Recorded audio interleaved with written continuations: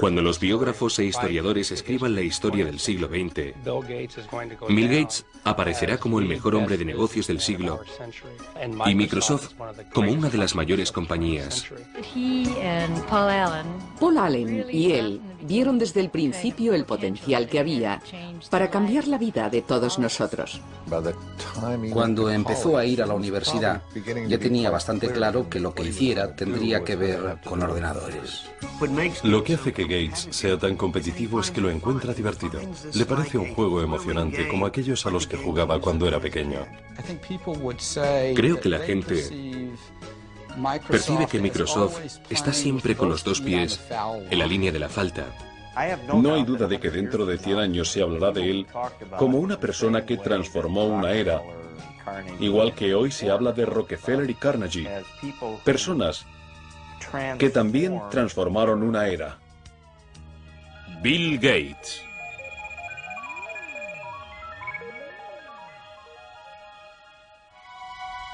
Los valores que condujeron a Bill Gates a convertirse en un titán de los negocios del siglo XX se remontan a sus raíces en el antiguo noroeste. El bisabuelo de Bill, J.W. Maxwell, fundó el First National Bank en Seattle. Los Maxwell disfrutaban de sus privilegios y de su posición social, pero nunca presumieron de su riqueza. Su hijo Willard, también banquero, y su esposa Adele, una apasionada de las cartas, se encontraban entre los personajes públicos más destacados de Seattle. Su única hija, Mary, era una niña despierta e inteligente que se dio a conocer como representante de alumnos de la Universidad de Washington. Atlética y emprendedora, a Mary Maxwell se la conocía como Risitas. Su voluntad y su energía sorprendían a todo el que la conocía. Hay gente que tiende a estar siempre en el centro de la acción. Mary estaba siempre en el centro de la acción. Mary era sincera, decidida, encantadora e increíblemente enérgica. Fue en la universidad donde Mary Maxwell conoció y se enamoró de un joven erudito, Bill Gates Jr., quien se convertiría en uno de los abogados más destacados de Seattle. Cuando Bill y Mary se casaron en 1951, ella decidió dejar su trabajo como profesora para formar una familia y dedicar su tiempo a obras benéficas. La primera de los 3 hijos de los Gates, Christy, nació en 1953. Luego vino su hermano Bill Gates III, nacido el 28 de octubre de 1955. Le llamaban 3. Eso fue porque es el tercer William Gates, y los que juegan a las cartas en la familia creen que todo lo que tenga un 3 es bueno. Así que se quedó con 3. Bill y su madre mantuvieron siempre una relación muy estrecha.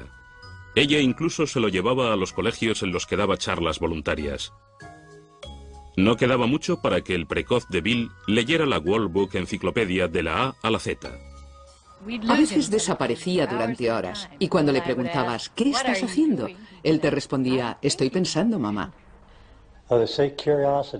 Dicen que la curiosidad mató al gato, pero no a Bill. Bill era curioso. Siempre estaba dispuesto a aprender, animado por sus padres. Los Gates apreciaban la competitividad y el joven Bill Gates le encantaba probar su habilidad tanto en actividades al aire libre como en juegos de interior. Entre sus juegos de mesa favoritos estaban Riesgo, donde el objetivo es dominar el mundo, y el eterno Monopoly, donde con algo de suerte cualquiera puede convertirse en un magnate. Le gustaba competir jugando a las cartas con su hermana, resolviendo rompecabezas, esquiando, haciendo vela, en cualquier cosa.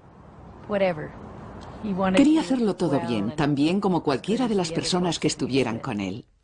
Todos los veranos los Gates iban a un lugar llamado Chirio en el Canal Hood. Allí Bill, junto con su hermana pequeña Libby y el resto de la familia, se reunían con unos amigos y organizaban sus propios Juegos Olímpicos. Si pasabas un par de días con ellos, volvías agotado de tanto juego y tanta actividad. Era una situación muy animada. Era todo muy competitivo, no hay duda. Y los niños eran parte de ello. Nunca había un momento de aburrimiento.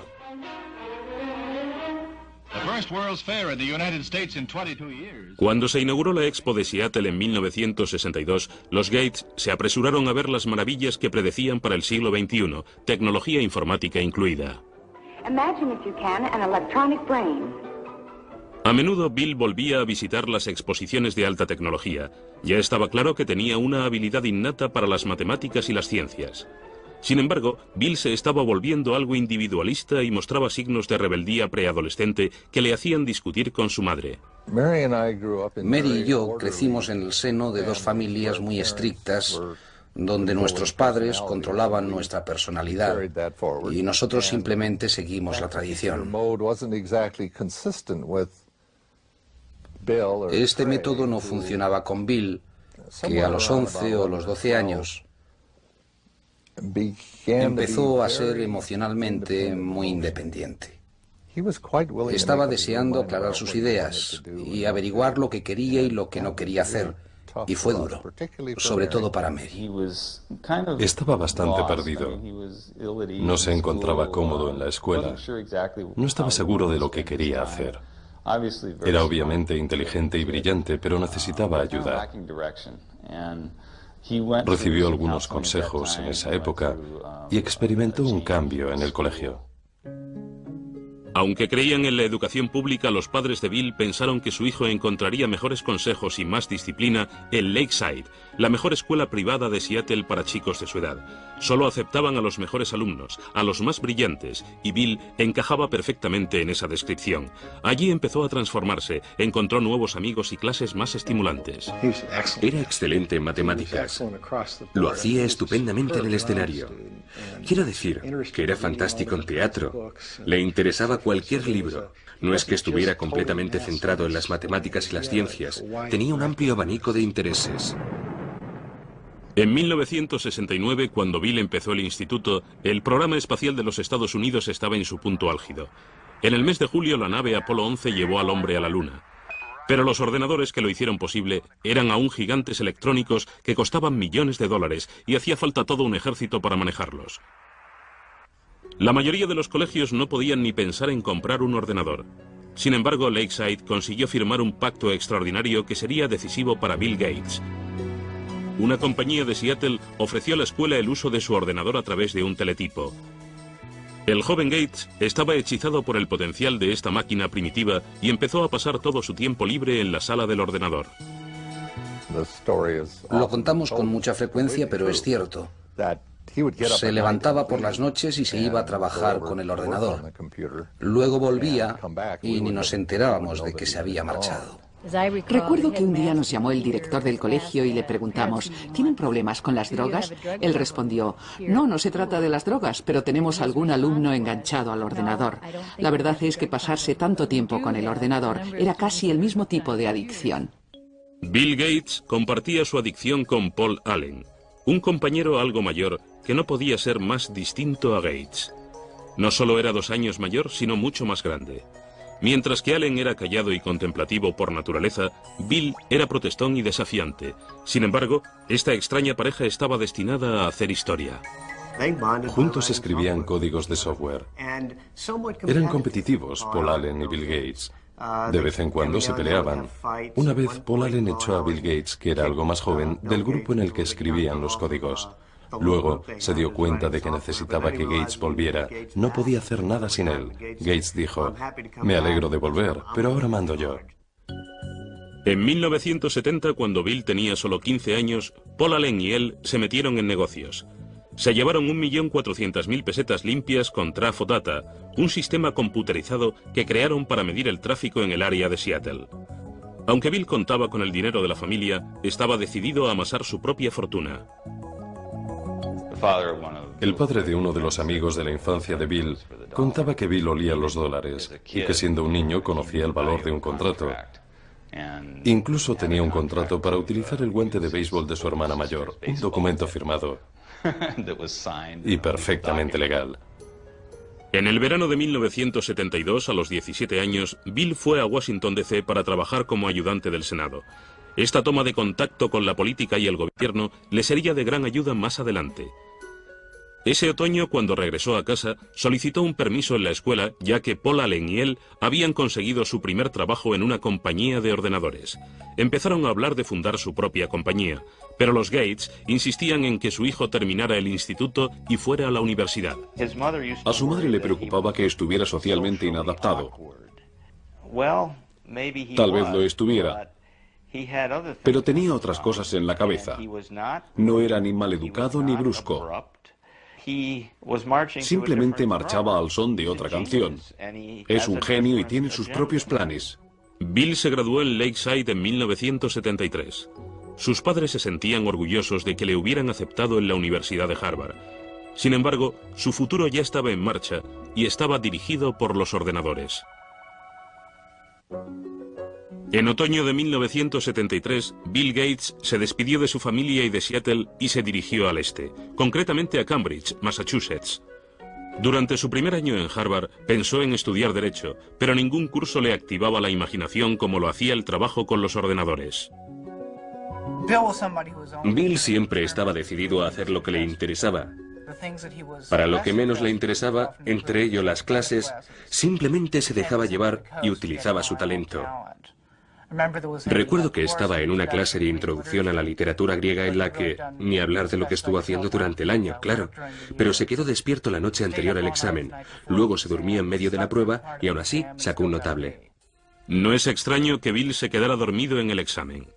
Entre las clases y el tiempo que pasaba en la sala de ordenadores de Harvard, parecía que estaba en marcha las 24 horas. Llegaba a la habitación y a veces ni se quitaba la ropa. Simplemente se tumbaba en la cama, que por supuesto estaba sin hacer porque nunca tenía tiempo para eso. Y se quedaba dormido, con la puerta abierta, completamente vestido. Se tumbaba y se dormía. Cuando había descansado, ¡boom!, se levantaba y se ponía en marcha. Bill tuvo el tiempo suficiente como para hacer buenos amigos en Harvard, pero su vida social no era prioritaria. Solo salía con chicas de vez en cuando y obtenía diversos resultados. Entrevisté varias mujeres que habían salido con Bill alguna vez y una me dijo que la primera pregunta que él hizo fue ¿cuánto sacaste en el SAT? Esto no es exactamente lo que a una jovencita le apetece escuchar, pero Bill Gates había sacado 800 puntos en la parte de matemáticas de la prueba. Estaba muy orgulloso de ello y quería asegurarse que la chica que saliera con él había obtenido un buen resultado. Bill destacaba en matemáticas, pero cuando se dio cuenta de que no era el número uno en Harvard, decidió no hacerse matemático. Mientras seguía sin saber a qué dedicarse, continuó probando nuevas actividades fuera de la clase. Pasaba mucho tiempo jugando al pinball y a los videojuegos, sobre todo al póker. En la universidad todos jugábamos mucho al póker. Es un juego muy competitivo y en cierto modo puede que sea una forma perfecta de prepararse para el mundo de los negocios. Bill pasó de ser un jugador al que cualquiera podía ganar a ser muy bueno. Pero fue Paul Allen, antiguo compañero de colegio y socio de Bill, quien trajo la suerte a Gates. Allen se había trasladado a Boston para trabajar. En diciembre de 1974 cogió una revista en Harvard Square. La portada de Popular Electronics anunciaba la llegada del primer mini ordenador, Altair 8800. Corrió a mostrárselo a Bill. Gates y Allen sabían que el ordenador personal había llegado. Sabían que iba a ser algo fuerte, algo revolucionario para la sociedad. Supieron reconocer el momento. El Altair estaba fabricado por una pequeña compañía de Albuquerque, Nuevo México, no muy lejos de la central nuclear de Alamogordo. Ed Roberts, director de la compañía, buscaba a alguien que elaborara el software de su único ordenador personal. Gates y Allen le convencieron de que podían hacerlo, así que estuvieron trabajando día y noche en la sala de informática de Harvard durante 2 meses. En febrero de 1975, Paul Allen fue a Albuquerque para probar el programa que Gates y él habían creado. Cuando cargó lo que Bill Gates llamaba el código más chulo que he creado nunca en el Altair, vio que funcionaba. Este sería un momento histórico en la industria del software. No creo que apreciáramos lo de Albuquerque en ese momento, pero no tardamos en darnos cuenta de que estaban en el comienzo de algo que podía ser importante. Para un Bill Gates que solo tenía 19 años, ya nada sería igual. En verano de 1975, Paul Allen y él fundaron Microsoft. Su trabajo con la compañía de Ed Roberts resultó llevarles tanto tiempo que Bill tuvo que dejar Harvard antes de terminar su último año para trasladarse a Albuquerque. Para Mary Gates, la decisión de su hijo fue una gran decepción. Le dijimos que habíamos ahorrado para que fuera a la universidad y que si no terminaba en un tiempo razonable, tendríamos que destinar esos ahorros a otra cosa. En ese momento nos dijo que estaba de acuerdo, que probablemente volvería a estudiar cuando llegara el momento. Bill estaba seguro de que había tomado la decisión adecuada, pero transformarla en software no iba a ser tan sencillo. El entorno de los ordenadores personales estaba rodeado de usuarios que querían compartir información nueva y software sin pagar. Esto enemistó a Bill con sus colegas. Había un montón de chavales y universitarios intentando enterarse. Bill no caía muy bien porque les decía que eso era robar, que él lo había creado y que era suyo. El negocio estaba lleno de piratas informáticos. De hecho, Gates escribió una carta a los aficionados a los ordenadores advirtiéndoles acerca de las consecuencias de copiar el programa de Microsoft. Empezaba: la mayoría robáis software. El hardware hay que comprarlo, pero el software se comparte. ¿A quién le importa si se paga o no a los que lo hicieron? ¿Os parece justo?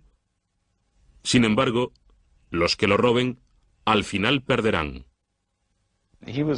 Se le veía como una especie de renegado. La ética que prevalecía entonces era distinta. Pero creo que la industria del software no habría evolucionado como lo ha hecho sin alguien que estuviera ahí para decir lo que hacía falta.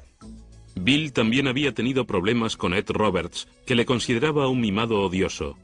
No estaban de acuerdo en casi nada, y Roberts era un magnífico adversario. Ed Roberts era un hombre bastante grande. Medía 1,80 m y pesaba 130 kilos. Y Bill Gates era... Vamos, había creado Microsoft con 19 años y parecía que tenía 13.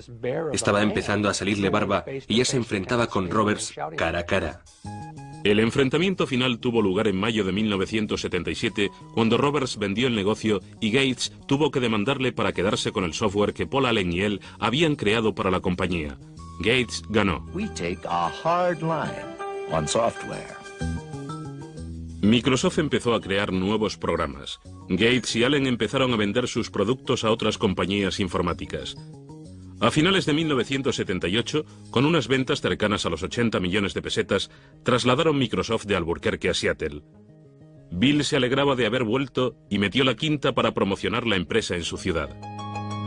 We always design with the future in mind. Our research people are always tracking the latest in hardware and software technology. El auténtico genio del marketing de Microsoft era Bill Gates. En los primeros momentos, era el quien salía a la calle para vender su compañía y su software. A menudo se llevaba a su madre en sus viajes.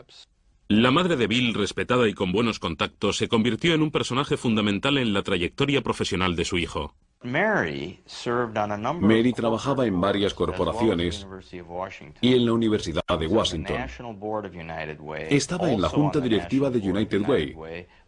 Además, conocía al director de IBM y así fue como su hijo conoció al director de IBM gracias a ella. En noviembre de 1980, IBM llamaba a la puerta de Microsoft. El mayor fabricante de ordenadores del mundo quería hablar con Gates y Allen acerca de un sistema operativo para su nueva línea de ordenadores personales. Desde la primera reunión, IBM captó mal a la persona con quien estaba negociando. Parecía un crío. Estaba delgadito. Llevaba una pelambrera algo informal. Y la gente no le tomaba como un hombre de negocios. Pero los jefazos de IBM pronto descubrieron que Gates no era un principiante.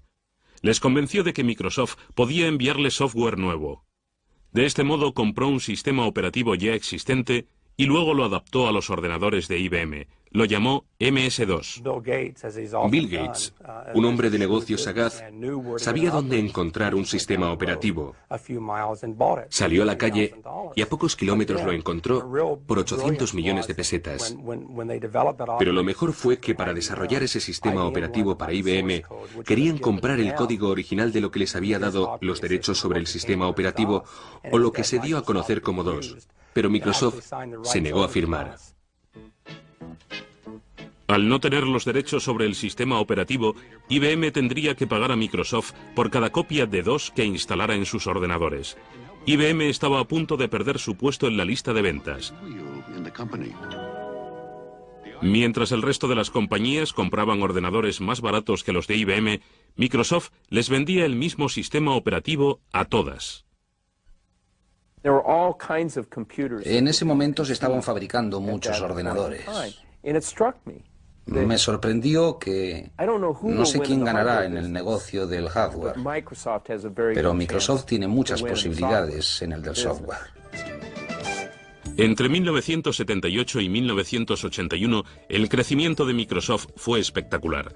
La plantilla pasó de 13 a 128 empleados.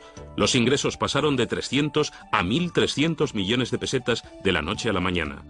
En 1983, el software del 30% de los ordenadores personales del mundo era Microsoft. Bill Gates nunca apartó la vista de la base de todo. Nunca volaba en primera a menos que fuera absolutamente necesario. A menudo viajaba en autobús y se ponía una manta por la cabeza para poder dormir. Sus padres le habían educado en el valor del dinero y del trabajo, y esto se reflejaba no solo en cómo llevaba su vida, sino en cómo llevaba Microsoft. A principios de los 80 la industria pasaba por un momento importante, sobre todo para aquellos que aún no habían cumplido los 30. Microsoft empezó a trabajar con el software de compañías innovadoras como Apple y su gurú Steve Jobs. Muchos consideraban el Macintosh y su software lo más ingenioso del momento, el producto del futuro. To create a new standard, it takes something that's really new and really captures people's imagination. And the Macintosh, of all the machines I've ever seen, is the only one that meets that standard. Pero Microsoft y Apple no tardarían en iniciar una dura lucha por los derechos de la siguiente generación de programas de software. Bill Gates estaba a punto de recibir una noticia que haría que Microsoft se tambaleara.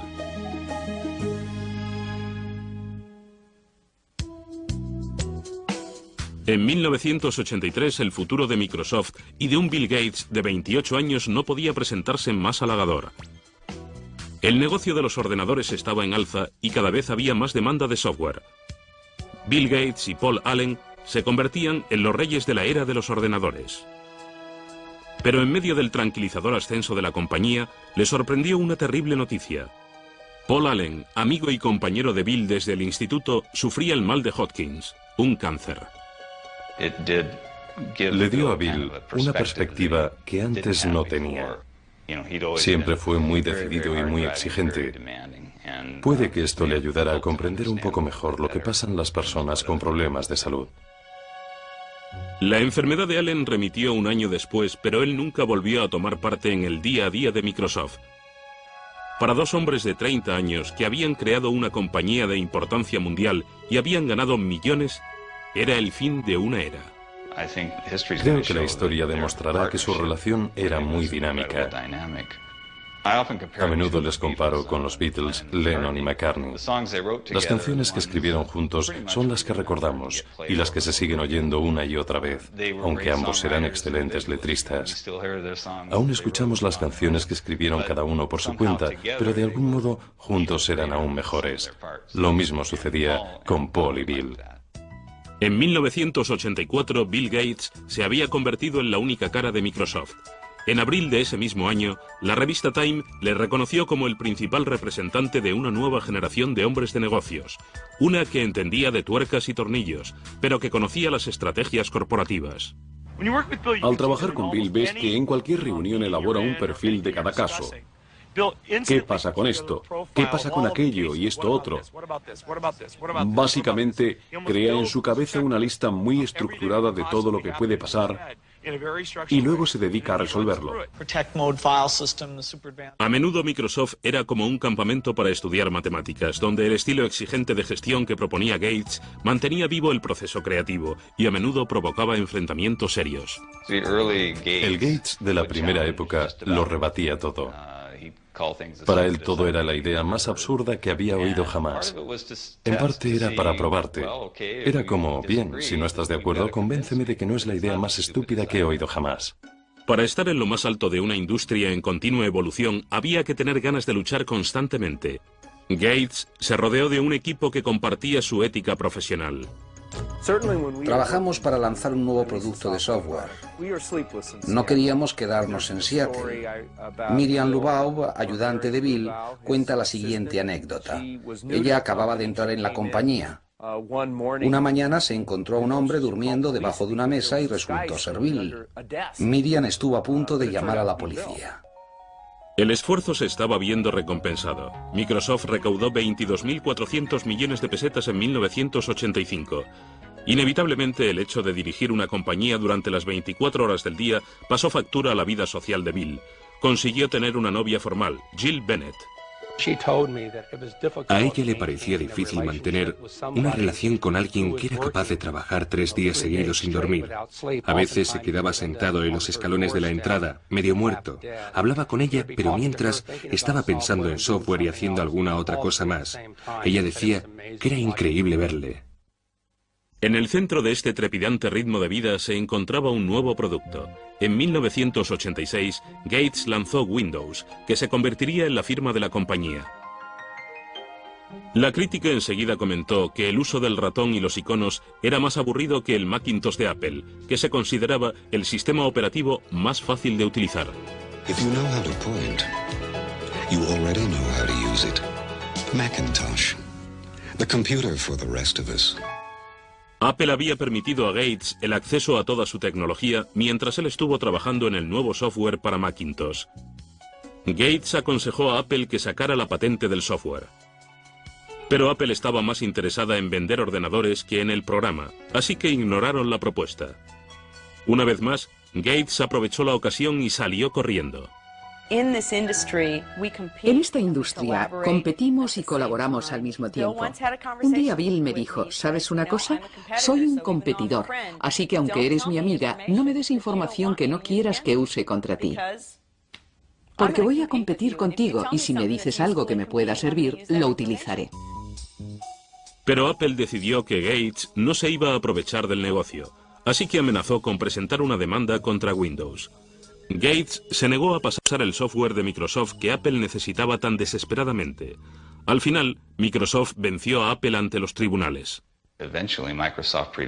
Finalmente, Microsoft demostró que aunque ambos ordenadores funcionaban de forma similar, cada una de las funciones de Windows era muy diferente a las de Macintosh. Aunque la primera versión de Windows no era perfecta, le dio a Microsoft un nuevo empujón económico. En 1986, Bill Gates puso a la venta la compañía. Se quedó con el 45% de las acciones, lo que le convertía en millonario a los 31 años. Aún así, Gates nunca se sintió seguro con respecto a la situación de la compañía. No quiere fallar. Y cuando se tiene ese miedo, cuando estás siempre mirando hacia atrás a ver quién viene y quién pretende quedarse con Microsoft, te consumes y te haces la persona más competitiva de la industria. Vive intensamente. Gates fue ganándose la reputación de ser despiadado y algunos empezaron a aliarse para ir contra él. IBM empezaba a ganar popularidad y tenía en su mano la posibilidad de quitar de en medio a Microsoft para siempre. En 1987, Bill Gates era uno de los billonarios más jóvenes del mundo. Y Microsoft parecía tener luz verde en el suministro de software para ordenadores personales. Sin embargo, estaba a punto de enfrentarse a una grave crisis. Ahora que los peces habían despegado, IBM decidió atacar con su propio sistema operativo para desbancar a dos cuyos derechos eran de Microsoft. El nuevo sistema se llamaba OS2.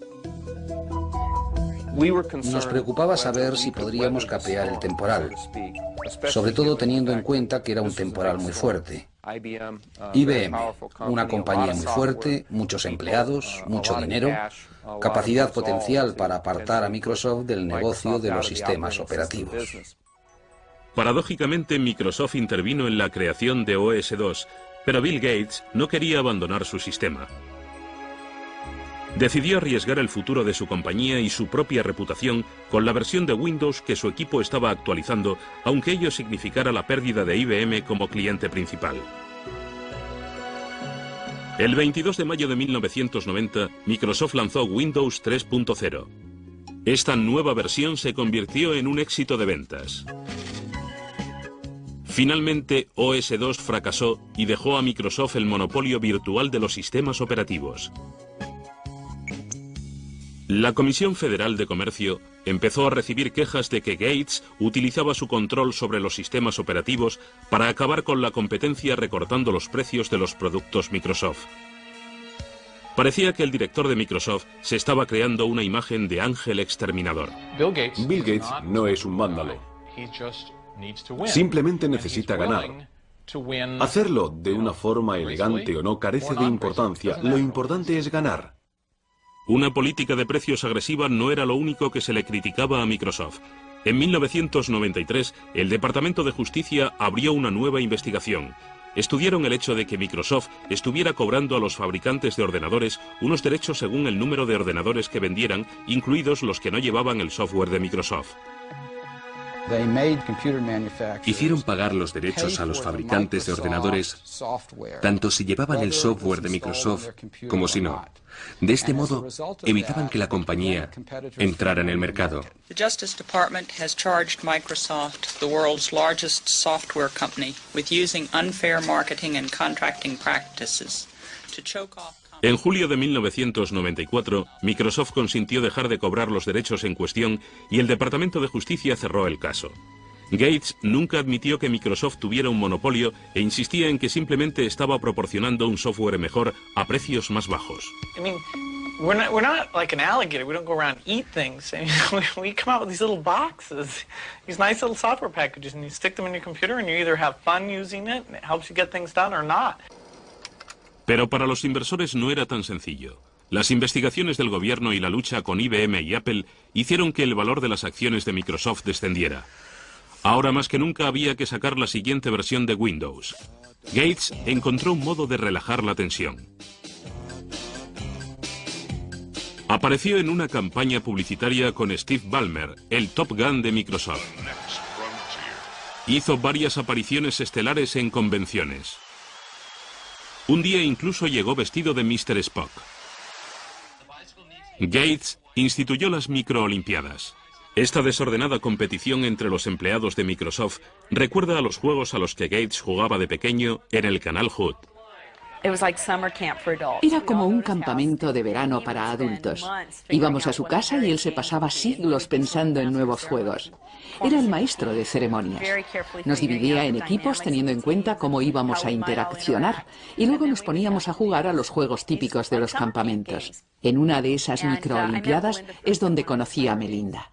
Melinda French tenía 28 años, se había graduado en Duke y tenía un máster en gestión y dirección de empresas. Llevaba varios años trabajando en un puesto directivo en Microsoft. Para los familiares y amigos de Bill, estaba claro que era la mujer con quien Gates, a sus 37 años, había decidido pasar el resto de su vida. Estuvo saliendo con Melinda bastante tiempo antes de la boda. Siempre parecía que había algo especial entre ellos. Tenían tal nivel de intimidad y de conexión que saltaban chispas. Es una persona maravillosa. La pareja perfecta para él. Es muy inteligente, organizada, comprensiva. Le interesa mucho la familia y la vida familiar. Bill y Melinda se casaron en Hawái el 1 de enero de 1994. La noche antes de la ceremonia, Bill organizó una velada especial para Melinda. Contrató a Willie Nelson para que tocara la noche antes de la boda. Fue toda una sorpresa. Bill se levantó y dijo: estoy absolutamente enamorado de Melinda y quería cantar algo para ella esta noche, pero como no canto muy bien, le he pedido a un amigo que venga y que nos cante algo. Fue una gran sorpresa. Bill encontró en Melinda una compañera que no solo le daba la clase de felicidad personal que buscaba, sino también entendía las necesidades del negocio. Pero meses después de la boda, la felicidad de Bill se convirtió en angustia. Su madre, Mary, que había sido su más fiel aliada, sufría cáncer de mama. Murió en la mañana del 10 de junio de 1994. Bill acudió a su casa para estar junto a su madre. Cuando llegó a casa, hacia las 3 de la madrugada, la policía le había parado por exceso de velocidad. Por supuesto, el policía le reconoció. No era la primera vez que le paraban por ir demasiado rápido. Le miraron y le dijeron, ¿qué pasa? Él respondió al policía con lágrimas en los ojos. Lo siento, mi madre acaba de morir. El policía le dijo que siguiera, pero que aminorara la marcha. La muerte de su madre le afectó. Nos afectó mucho. En los años siguientes, Bill continuó la creación de una asociación filantrópica destinada a proyectos educativos y de salud, desde donde lo había dejado su madre. Pero ni toda su riqueza ni todo su poder le protegerían de la crisis a la que se enfrentaría Microsoft. En 1995, Bill Gates, con 39 años de edad, se había hecho la vida de casado. Con su mujer Melinda, se tomó algún tiempo libre para explorar el mundo, desde África hasta China. Parecía que ahora sí, Bill Gates lo tenía todo. This is a man so successful, his chauffeur is Ross Perot, ladies and gentlemen. Please welcome Bill Gates and the Bill Gates Dancers. 1995 fue también un año sensacional para Microsoft. Windows 95 se lanzó a bombo y platillo. El show de Jay Leno iniciaba la campaña publicitaria del software. Windows 95 is so easy, even a talk show host can figure it out. Gates seguía siendo el mejor vendedor de Microsoft, pero de ahora en adelante el jefe no viviría solo para el negocio. El 26 de abril de 1996, Bill y Melinda daban la bienvenida a su primer hijo, una niña llamada Jennifer. Está encantado con la niña. Es maravilloso verle. Para mí, como padre, resulta muy gratificante ver que mi hijo siente por la niña lo mismo que sentía yo por él y sus hermanas. Es muy gratificante. A los 42 años, Bill Gates se ha convertido en el representante del sistema americano. Hoy es el hombre más rico del mundo, con un capital de más de 8 billones de pesetas. Es miembro de un grupo de élite en el que se encuentra Bill Clinton, con quien comparte su pasión por el golf. Presumir de dinero nunca ha sido el estilo de Gates, quien ha gastado siempre bastante en comodidades. En 1997, Bill, su esposa y su hija se trasladaron a una casa de ensueño valorada en 8.700 millones de pesetas. Además del alojamiento de la familia y de los invitados, la casa tiene una librería en la que se encuentra el cuaderno de notas de Leonardo da Vinci, por el que Gates pagó cerca de 5.000 millones de pesetas. Aunque la casa se utiliza en muchas ocasiones para los negocios, para la familia Gates no es más que su hogar. No es más que una casa para la familia, una casa agradable. Recuerdo la primera vez que fui después de que estuviera completamente terminada. Empecé a ver coches de juguete por todas partes. Quiero decir que no es una casa antiséptica en la que te da miedo sentarte o tocar algo. Aunque Bill viva rodeado de tecnología, ha mantenido el sentido de la labor social que con tanto empeño inculcó Mary Gates a todos sus hijos. Bill se ha comprometido a donar gran parte de su fortuna a la Fundación William H. Gates con la ayuda de su mujer y su padre. Han repartido 3.200 millones de pesetas entre las bibliotecas del país para comprar ordenadores con el fin de que otros puedan experimentar lo que Gates sentía cuando era pequeño. No todo el mundo puede comprarse un ordenador. Él se dio cuenta de que darle a todos los americanos, tengan 12 años o tengan 92, la oportunidad de acceder a uno, permitiría que todos experimentaran las sensaciones que él tuvo de joven, cuando estaba en Lakeside. Gates y su familia también han donado 13.000 millones de pesetas a proyectos educativos y de investigación médica. Aunque se le ha criticado por no emplear más tiempo y más dinero en la filantropía, a sus 42 años, Gates no está dispuesto a dejar el timón de Microsoft. La industria sigue evolucionando. Es un juego perfecto porque nunca termina. No puedes sentarte y relajarte. De hecho, en 1997, Gates se dio cuenta de que se estaba quedando atrás en el mercado de Internet.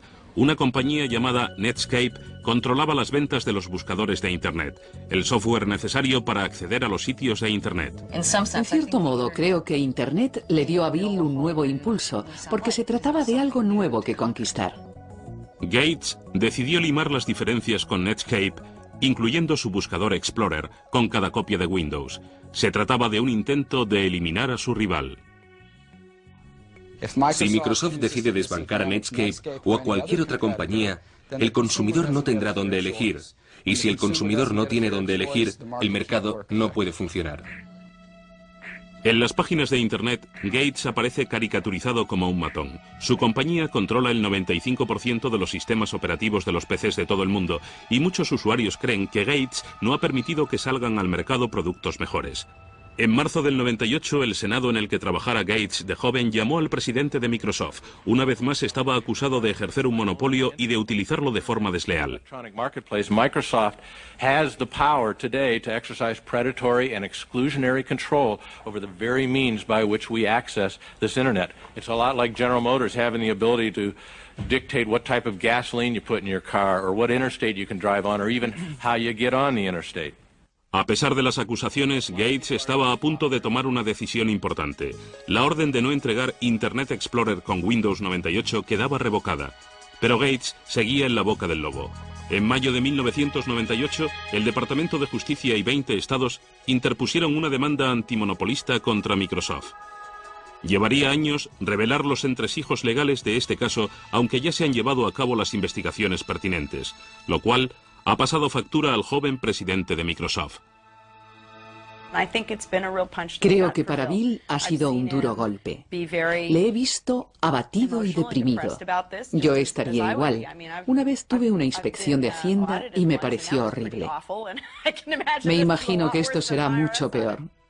Puede que Gates se sienta herido por los ataques que han recibido tanto él como Microsoft, pero su negocio sigue siendo fuerte y sus clientes siguen ahí. En cuanto al futuro, Bill ya ha comenzado a llevarse la compañía a un nuevo terreno. En 1996 empezó con un canal 24 horas por cable, MSNBC. Ahora es el dueño del mayor archivo de fotografías digitalizadas e imágenes de arte. Gates también ha estado estudiando el uso de la informática en espectáculos en compañía de los grandes magnates de Hollywood como Steven Spielberg. Bill Gates sigue siendo el competidor que siempre ha sido, tanto si se le recuerda como un magnate que se dedicaba a robar, como si se le recuerda simplemente como el chico que construyó la mejor trampa para ratones. Nadie podrá negar el impacto que su vida ha tenido en nuestra era.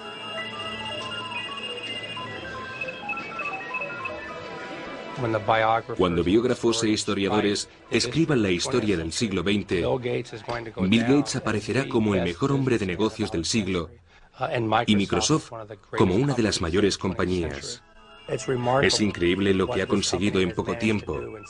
No hay duda de que es uno de los mayores éxitos del siglo XX.